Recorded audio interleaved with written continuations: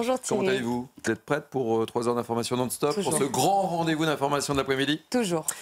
Allez, journaliste, et Jonathan Sixou, journaliste. Thierry, la cérémonie a débuté donc à 11 h ce matin, l'heure à laquelle Dominique Bernard a été tué de plusieurs coups de couteau, on s'en rappelle. Une cérémonie extrêmement émouvante, en présence bien sûr et un hommage à Samuel Paty a également eu lieu dans le Val d'Oise. Le nouveau secrétaire d'État chargé de la citoyenneté et de la lutte contre les discriminations en France elle sera nécessaire, notamment pour prolonger la durée de rétention administrative des étrangers clandestins jugés. Sur ces propositions, je pense que oui, il y a cette durée qu'on veut allonger. De nationalité concerne les binationaux condamnés par la justice française, je le rappelle.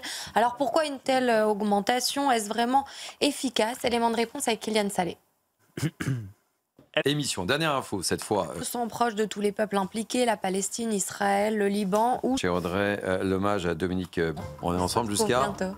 17 h. 17 h. À tout de suite. Information, Audrey. L'armée israélienne a indiqué avoir capturé un combattant du Hezbollah dans un tunnel dans le sud du Liban.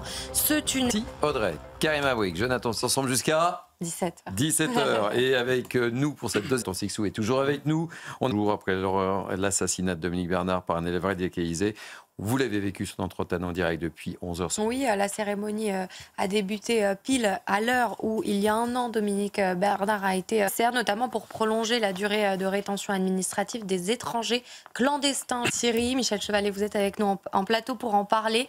SpaceX l'a fait, c'est une première. Ah oui. SpaceX a rattrapé le premier étage de sa méga fusée Starship en plein vol. Expliquez-nous. Ah non, c'est bluffant.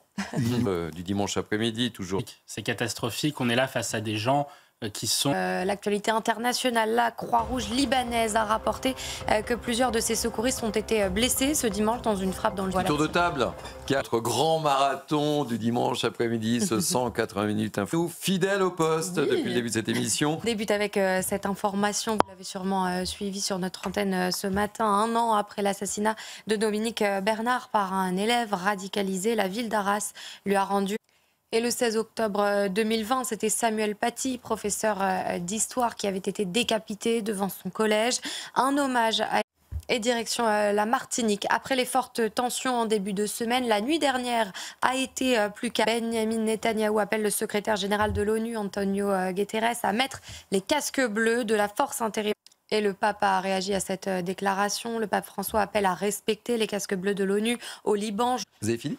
J'ai terminé. Merci Audrey. Allez, on reprend nos débats pour ça passe vite. Hein. Et c'est vrai que l'actualité... D'augmentation des taxes sur le gaz. Promesse de la porte-parole du gouvernement, Maud Bréjon. Merci beaucoup ma chère Audrey, c'est important de donner. Et CNews participe évidemment à...